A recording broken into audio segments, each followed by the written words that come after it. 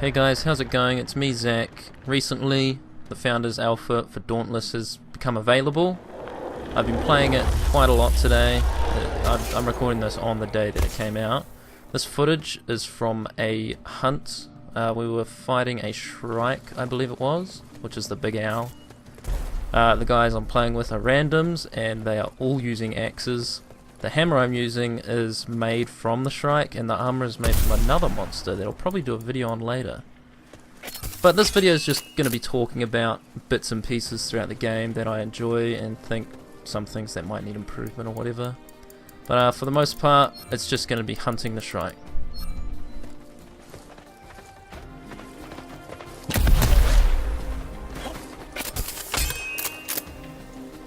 One of the things I like that really separates this from games like Monster Hunter and, you know, other games in that genre is the sort of exploration of this game. You are put on a big island that has edges that you can't, you know, there's not a lot to explore is what I'm trying to say.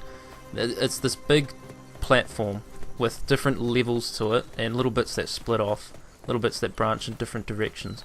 At first it seems small, but once you play it a bit you realize it's quite large, but you know, you can see the obvious boundaries. Thankfully falling off those boundaries doesn't result in a death or anything. And the stamina is something that was very nice. As you can see, when you don't have a weapon equipped, your stamina does not drain. It's just a bonus. I hate running around losing stamina in those types of games.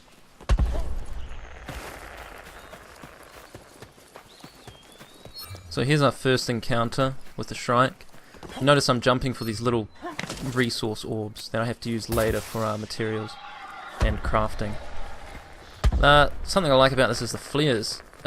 There's no mini-map, so you can't just look at your map, find out where people are. You can't see people's names. Instead you just have to look. You have to look over the trees to see if there are birds flying away from where a monster might have gone. You have to look around to see if there's a flare popping up, or if there's somewhere you can heal or even harvest resources. These are just all these small things.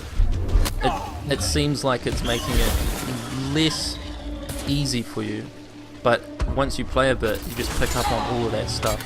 You hear the sound from a mile away.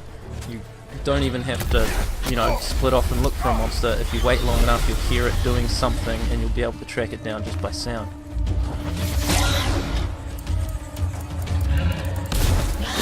Around the map there are these little cracks in the ground that allow you to heal, which is really nice when you don't have enough healing potions.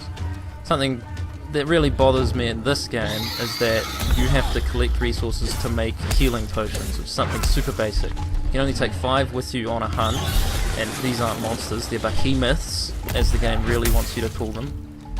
You have to, you can't go out and just scavenge, you have to pick a hunt to do it, and you only get the resources if you beat the hunt, which is a little bit of an inconvenience. So if you run out of potions, as you can see in the bottom left I only have 2, then you have to go fight someone weak, or some behemoth that is weak, and while hunting it you have to just harvest as much as you can.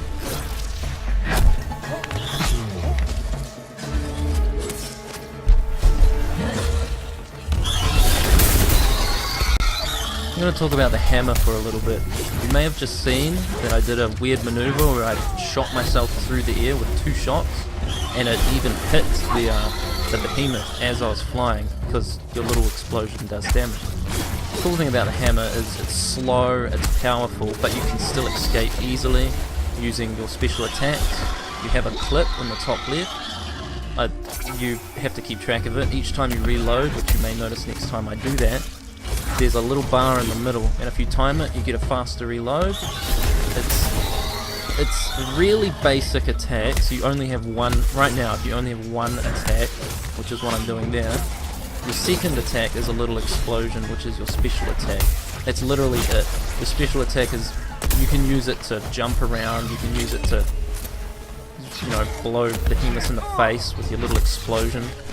But you can also use it to escape or to even initiate an attack.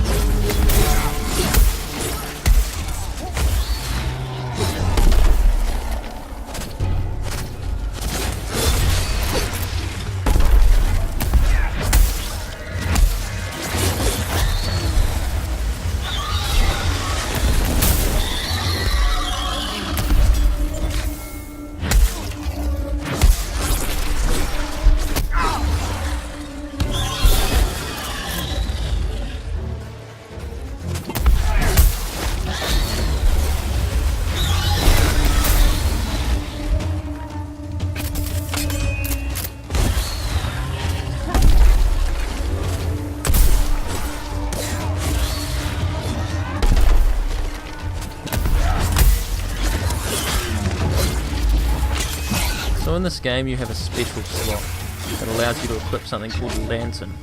A lantern is a usable item that gives you some sort of effect. The starting lantern that you get will show you where a behemoth is on the map by making little glowing bugs fly towards it. The one I'm using, and that other guy with the axe is using, gives you an AoE heal for your team, which is really good when you don't want to have to use your only 2 potions. It's also really good when everyone's all close, just hammering on the monster.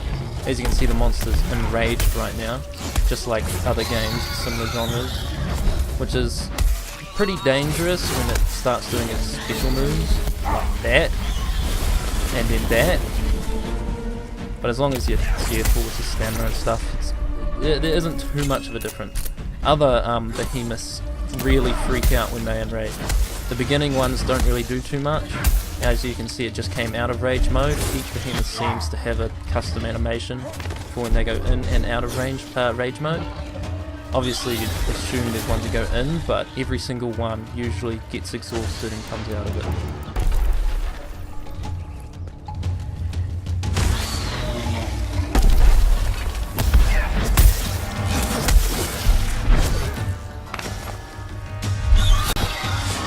Alright, as the behemoth gets injured, it eventually will run away, or in this case fly away. And you can usually just track it and watch it. Then everyone has to relocate. It always flies, and this doesn't really bother me, but it gets a little repetitive. It always flies to a big open area that just looks like an arena. You can see where we are, it's just a big circle, empty area. As soon as I go over that hill, there's going to be another big empty circle area. Every single area has a little glowing hole in the ground that you can heal off of. It's stupid to complain about, but it gets repetitive. It's fine. I don't mind it. You can see I'm harvesting resources instead of going to the monster. Just because I need healing potions, man. I'm low as hell. But, you know, every single spot. There's over that ridge, the rocks that you can see behind the behemoth right now. Another big flat open area with a healing thing in the middle. To the left of the trees there's another one. I think on this map there's 4 or 5 spots. It doesn't bother me too much when it's easy to track it down, but some monsters will burrow and go underground.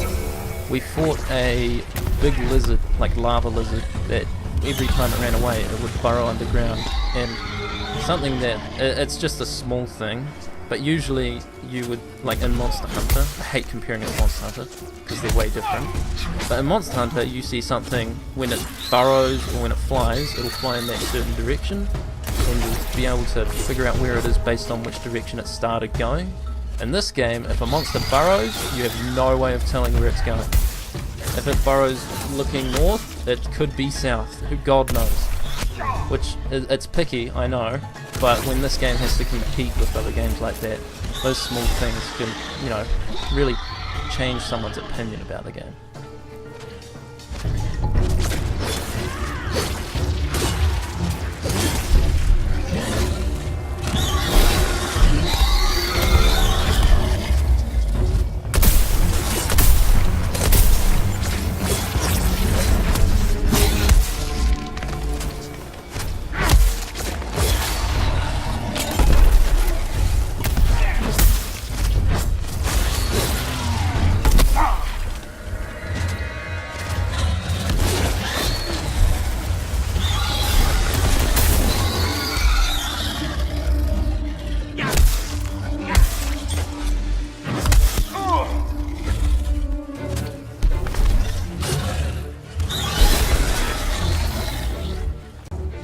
So right here I finally decide to use a potion.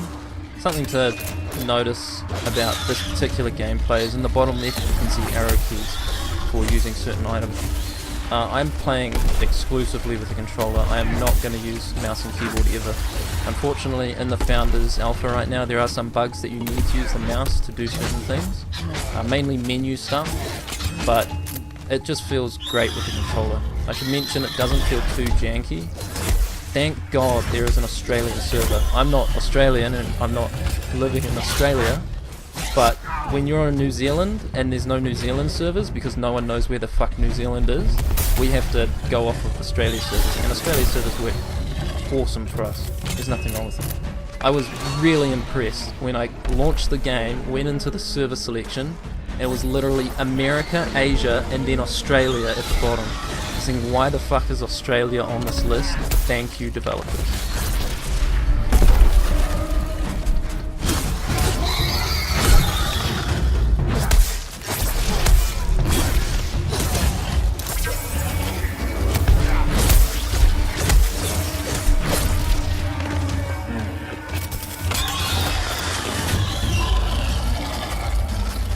So when the behemoth is defeated, it'll play out this animation of it dying. Then you get all this time to celebrate and plant your banner and shoot your flares off. And it'll show you the loot you got just by fighting and collecting throughout the area. Then it will show you, which unfortunately is bugged out for this footage, who got the most damage, which is Yurik in this case. It should zoom in on them and show them standing there. And then another bit that's bugged, well, right here you can see who did the most damage, who tanked the best, who, you know, did their role, what rank you get, and you can rate. But another bug is on this screen right here, you're supposed to see your core loot. The core loot is an item that the boss or behemoth drops that you open in the town and you will get resources from, which I will show you. It'll also show you your decorative loot. I got a rare one from this, which I was very happy with because I usually get crap, but I didn't know because it bugged out. It is alpha, so no worries.